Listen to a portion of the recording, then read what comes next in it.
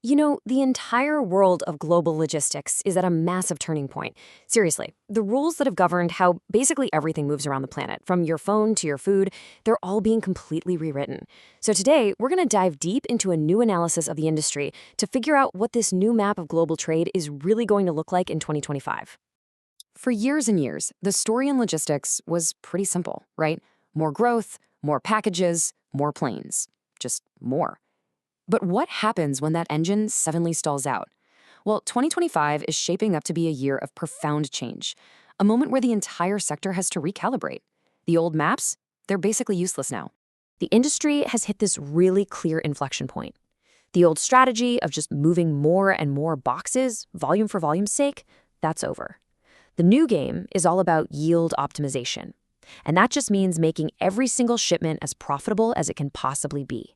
It's about building stronger regional supply chains and using automation to fiercely protect those profit margins. So what's actually driving this massive shift? Well, it really boils down to three core forces that are remaking the map. First up, you've got sluggish global demand. With GDP growth kind of hovering under 3%, there's simply less stuff to move around. Second, geopolitical friction is forcing this huge shift away from efficiency-first global supply chains to resilience-first regional ones. And third, there's this universal trend of downtrading, where customers, especially in e-commerce, are choosing the slower, cheaper shipping options over those premium next-day services.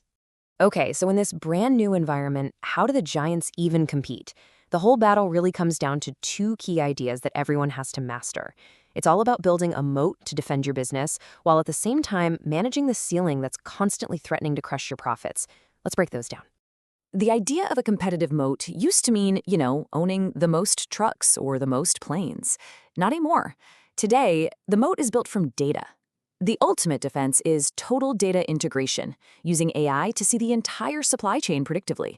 It's about knowing where everything is and where it's going next before anyone else does.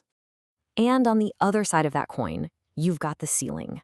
This is the relentless upward pressure of labor costs.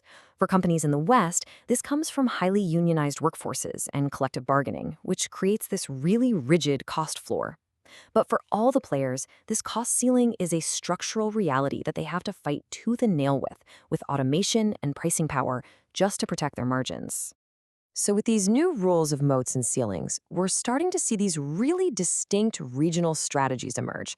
The giants over in the US, Europe, and Asia are all adapting to this new reality, but believe me, they are placing very, very different bets on how to win this thing. In the United States, the playbook is what's called the integrated air-ground hub. You've got giants like UPS and FedEx who built these massive asset-heavy networks, meaning they own the planes, the trucks, the hubs, the whole shebang. But now that they're facing overcapacity, they are restructuring, and aggressively. FedEx is consolidating facilities with its Network 2.0 program, while UPS is shifting its lower margin volume over to the US Postal Service, all to optimize its own high-cost network. Now, hop over to Europe, and the strategy is completely different. Here, it's the cross-border road-centric model. Players like DHL lean really heavily on asset-light strategies. They rely on leased facilities, they buy space on commercial airlines instead of owning a massive fleet. And this keeps them super flexible, it protects the balance sheet, but it also exposes them to really volatile costs from their providers. And then you've got Asia, where we see the high-density direct link model in full force. Regional champions like SF Holding and CJ Logistics are making these huge upfront investments in hyper-automated mega hubs. SF Holding now operates Asia's largest cargo airline and has this colossal hub in Iju, all to guarantee premium service. The goal here is pretty clear: achieve unbeatable efficiency and just dominate the dense urban markets at scale. This chart just lays it all out so neatly. You can see the US is deleveraging its heavy assets. Europe is staying light and flexible. And Asia? They're doubling down on a core of heavy automated assets. And just look at the last mile solutions, it's fascinating. The US outsources to the Postal Service, Europe builds these huge networks of lockers and pickup points, and Asia is already deploying autonomous vehicles and drones. 3 continents, 3 completely different bets on the future of logistics. But here's where it gets really interesting. Despite these totally different regional paths, a fascinating convergence is happening. It seems like everyone is starting to realize the future isn't a simple choice between owning everything or owning nothing. A new hybrid model is emerging. I mean, the traditional trade-off is pretty clear. Owning all your assets gives you total control and reliability, but it absolutely crushes your margins in a downturn.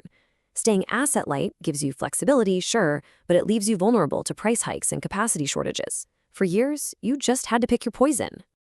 But the solution that's emerging in 2025 isn't one or the other. Instead, the entire industry is starting to converge on a hybrid strategy, and they're calling it asset right. It's about blending the best of both models, owning the critical, high-value assets at the very core of your network, and then using flexible, asset-light solutions for pretty much everything else. Which brings us to the final, and honestly, the most important battlefield. Because if everyone is moving toward a similar asset-right physical model, well, the ultimate competitive advantage has to come from somewhere else, right? It's no longer about the physical stuff, it's all digital now. And this quote from the HDIN research analysis just says it all. The ultimate moat has shifted from physical trucks to predictive AI-driven supply chain visibility. That right there is the fundamental truth of logistics in 2025. The winner's going to be the one with the smartest network, not just the biggest one. And you can see this happening right now. The giants are building up their digital arsenals. FedEx is launching FDX, which is a data-driven commerce platform. UPS is rolling out a smart package network, using RFID tech to create a network that senses packages rather than scans them. And over in Asia, SF Holdings' Baichuan system provides end-to-end tracking from the factory floor all the way to the final doorstep. Each one of these is a massive bet on building that ultimate data moat. So this leaves us with a final and pretty critical question. As supply chains become more fragmented and more regional, and as the physical assets all start to look similar under this asset-right model, the real power lies with whoever controls the data layer that connects it all. The battle for the future of global trade might not be fought with trucks and planes at all, but with algorithms and code. If you want the full, in-depth analysis that this was all based on, you can download the complete report from HDIN Research at the address you see right there. Thanks so much for tuning in.